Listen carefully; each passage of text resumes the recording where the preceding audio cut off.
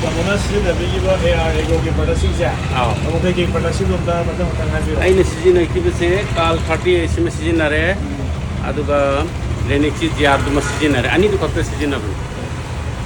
Yam kana khare ngam experience ke lagi tamo. Experience hai bu ai ahan ba kunchi de law ahan ba ujabne hakum je.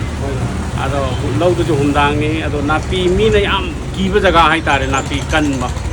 Ado kal kapada ai ke law du peng na gidre.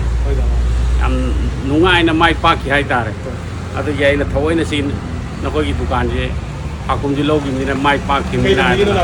Tugunu rom de gini. Chakpi karong de gini. Chakpi karong de tamo sida la ine ba tamo na. Hai. Oi ato poida ama tamo na sida bigi ha baduna. Tin gi sida baduna Rynaxi GR ha. Rynaxi GR hai. Amu Rynaxi GR happy ki baganda kamai kamai ne kai ki experience na bigi tamo. Madu ai experience de kya ai law koi nu ubun mi na tam ni ba. Ai tin bu de kem ta gidre. Ado wahi gai bra koi amal de ne tumit man ba ma. Ado se lai gidre. Ado ho lai gidre. Lai gidre. Wahi ki to na da ta kapna gidre tamo. Hai. Thank you tamo.